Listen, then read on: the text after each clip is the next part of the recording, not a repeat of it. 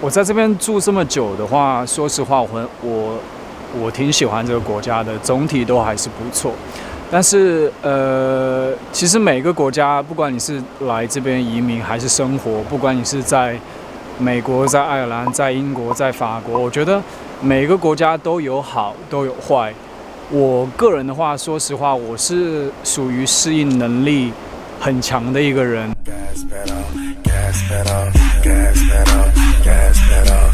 而且我基本上都会把很多负面的东西都看正面，所以说我还是不管是去哪个国家的话，我都是会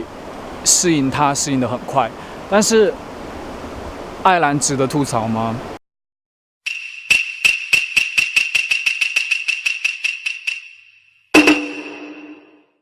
爱尔兰非常值得吐槽，只是说，我在做视频的时候，尽量想把正面的，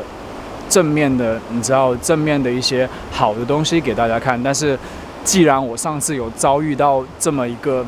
非常不好的事情，所以说我今天给大家讲一讲爱尔兰的槽点。我第一个吐槽的点是这边的建筑质量。这边建筑质量超差的。我记得我有住过一个很小的 studio， 然后它基本上它的楼梯上楼的楼梯的那个高低都是不一样的。但是我不能怪它，因为它是老建筑。然后不好意思，基本上老建筑的话，市中心很多老建筑。然后我记得我那个楼层的话，你都不能蹦，等于是你蹦的话，那个你会听到那个地板那个吱吱吱的声音，然后下面也会听到你在蹦。这边就算有住到比较好的公寓的话，你也能看到它很多细节方面，基本上它不在乎细节。你能看到那个插座。你能看那个插座的那个高低，本来应该是平的，它是斜的，等于是我觉得这边人非常马虎，特别是建筑这个方面。然后还有一个马虎的点是，就像我公司的那个水龙头本来是一边冷水一边热水，然后如果你开一个的话，你可以把它汇集起来，可以有温水，但是我们公司的水龙头它只有，等于是你只能要不就很热，要不就很冷，它没有一个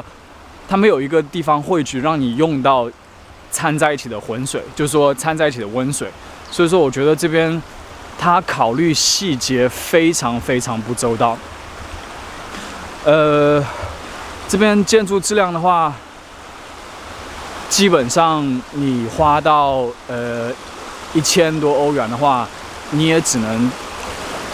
住进的房子的话，里面啊装修它都不会装修的非常好，墙面啊、地板啊那些的质量都会很差。另外，我想吐槽的一个地方是，我刚刚说到这边的人做事很马虎，就都无所谓。我记得有一次，我以前的时候。我家的洗衣机坏了，然后我等于是叫房东请人过来修，然后过来修的话，然后那个人过来了，我当时在现场，然后他等于就是他大概就问我，这边可不可以开？我说可以开，然后他把那个洗衣机打开试了一下，然后他就大概我也不知道，他悄悄在那边弄了大概5、6分钟左右。然后他就跟我说是坏的，然后我跟他对视，对，是坏的，所以我才叫你过来修的。然后他说，那没关系，坏了那就换一个吧。等于是基本上他过来，他敲一敲，弄一弄，他说是坏了，然后他就说买个新的吧。我说好啊，买个新的吧。然后房东就买了一个新的。我就想，如果是在国内的话，应该他会你知道换零件啊，看哪里坏啦，等于是你要把它修好，你不能说你要修好就是要买一个新的，这样的话我也会修。我说买个新的就好了。所以说很无奈。另外一个吐槽的点是，这边人不怎么守时。基本上，我觉得我不知道是我个人太守时还是怎样。基本上，我个人的风格是，假如说我们约到6点的话，我基本上会提前到，因为我很怕让别人等，因为我觉得让别人等非常不礼貌。然后这边的话，不好意思，然后这边的话，基本上，假如说你出去跟别人玩，就算是我玩的比较好的朋友的话，老外朋友的话，他们基本上也要迟到个10分钟、15分钟以后才到。然后基本上，公司举办晚会的话，或者是公司一起出去喝酒的话，然后定到7点。然后我前几次之前都是，你知道6点54我就会到现场。然后我记得上一次就是说大概前几个月吧，前几个月的话，我6点好像也差不多是7点左右的那个酒会。然后我大概到了以后都是空的，就是一个人都没有。我当时一个人也不想留在那边，也非常，我觉得这真的是到太早了，然后太尴尬了，因为一个人坐那边也没事做。然后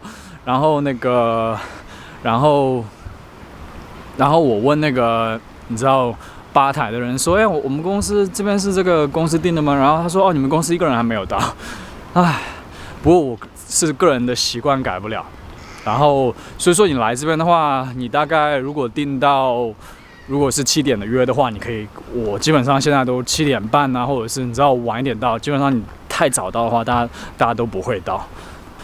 另外一个吐槽的点是爱尔兰人的裙带关系。说实话，这个在哪个国家都有，因为这个国家比较明显的是因为这个国家经济发展在欧盟国家来说还算不错的，所以说你在公司里面的话，会有很多其他国家的人，因为如果是在中国的话，你不可能有很多机会，你知道与其他国外的同事基本上都是中国人，所以说一个种族的，所以说也没有什么特别明显的裙带关系。当然我们是叫走后门啊。然后如果你认识老板的话，可能你也会稍微有点裙带关系。然后这边的话，就像我讲的一样，应该每个国家都会有一点点，因为这边的话，他会很照顾爱尔兰人。怎么一个照顾法呢？等于是你像我们公司，只要你是当地人的话，因为这边是他们国家嘛，因为很多管理层的话都是像经理啊，或者是什么都是组长啊，都是当地人。你像组长如果有缺位的话，然后我们的组长会推荐组长，或者是经理推荐组长，然后都是他们本地人，然后又是本地人替上去，等于是他们都会，而且很多，你像我们公司的话，很多都是亲戚介绍亲戚过来一起工作，等于是到后来全部都是爱尔兰人，然后很多好的那个好的东西都会被爱尔兰占掉，因为你像我们公司其实是不允许做兼职的，然后有一个人的话是当地人，然后他是在考什么教师之类的，然后他就被允许做兼职，然后他是爱尔兰人。然后我知道之前很多同事像西班牙来的，或者是你知道很多国籍的同事有申请，那家里有小孩的想申请做兼职，因为要回去带小孩嘛，都不同意。所以说很多好的东西的话，如果你是当地人的话，他们都会给你。而且你像一些好的职位啊，我基本上是做文职的。你像好的职位，可能天天你不用做事，可能分邮件啊之类的，都是会配给爱尔兰人。所以说这边只要你是爱尔兰人的话，